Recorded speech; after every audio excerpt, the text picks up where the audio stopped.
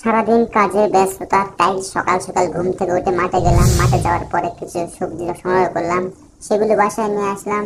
আর সেগুলো পানি দিয়ে বেশ সুন্দর করে ধুয়ে রান্না তুলে দিলাম, কারণ কাজ কাম সব আমাকে করতে, রান্না বান্না। তারপরে দুই বন্ধু মিলে 2 কাপ চা খেলাম। তারপর আমার প্রিয় মুরগিটা আমার সামনে আসলে তাকে একটু আদর করলাম। আদর করার পরে আস্তে আস্তে আবার একটা মুরগি নিলাম, সেই মুরগিটাকে পানিতে ছুড়াইলাম। ছুড়ার পর আবার সেটা ধুলাম, ধুয়ে আবার কাটলাম। কাটে কাটে সেটা একটু রান্না করলাম। খুব খিদে লাগছে, খাওয়া লাগবে তো। তারপরে একটা শসা সালাদ করতে হবে, তাই শসাগুলোকে ভালোভাবে কেটে দিচ্ছি।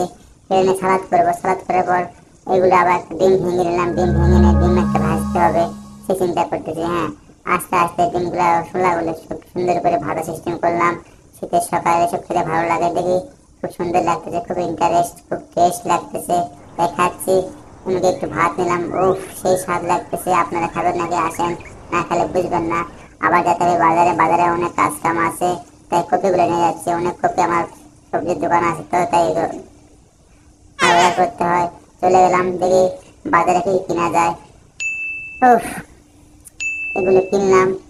বাঁধাকপি বিক্রি করে এগুলো কিনলাম। কি করবো, আবার বাসায় আসলাম। বাসায় এসে আবার চিন্তা করলাম অনেক কিছু কাজ কাম আছে, তাই একটু পেঁয়াজ দিলাম, পেঁয়াজ কাটাকাটি করলাম। ইলিশ মাছ কিনে আনছি বাজার থেকে, সেগুলো রান্না বান্না করতে ভাজতে হবে। কি করবো, আমি বেচালার লোক, কেউ নেই, একা একা রান্না বান্না করতে হয়। দেখলাম একটু খাই, সেই স্বাদ, সেই স্বাদ। উফ, তারপরে রুমটা পরিষ্কার অপরিষ্কার হয়ে গেছে, পরিষ্কার করতে হবে। তাই চিন্তা করলাম একটু পরিষ্কার করে নেই। কি করবো, কাজ কামটা আমাকে করতে হবে, বেচালার মানুষ। হ্যাঁ, তারপর আস্তে আস্তে দেখলাম চারটে নষ্ট হয়ে যায়, কাজ করতেছে না। পরে দেখলাম না, ঠিকই আছে। তারপরে একটু ব্যায়াম করার জন্য একটু বলের ঘরে উঠলাম। বলের ঘরে উঠে একটু দেখলাম, ভালো তো লাগতেছে, সেই মজা লাগতেছে।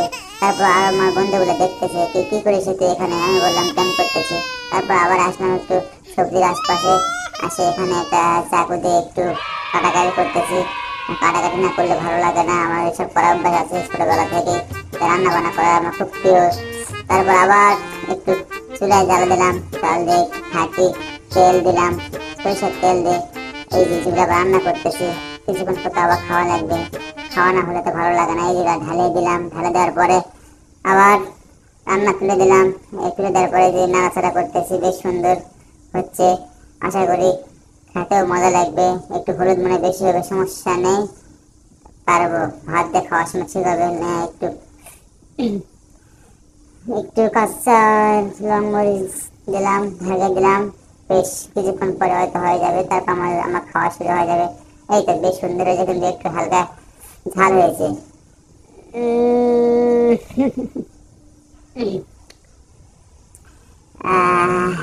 সেই স্বাদ, সেই ঝাল, উফ,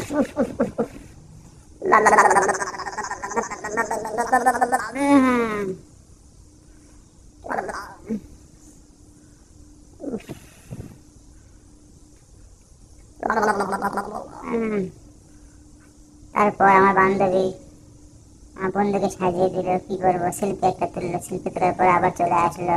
এটাই হলো বাস্তব। দেখুন আমার বন্ধু কেমন লাগতেছে এখন, সেই না মিস্টার মফিজ বন্ধু। আমার বান্ধবীর খুব শখ। এই দেখুন আমার বান্ধবীটা খুব রাগ করেছে। ওনাকে এইভাবে সাজিয়ে দেওয়া ঠিক হয়নি, তো কি করবো, করার কিছু নেই। এটাই বাস্তব। দেখুন বান্ধবীর মন খারাপ হয়ে আছে।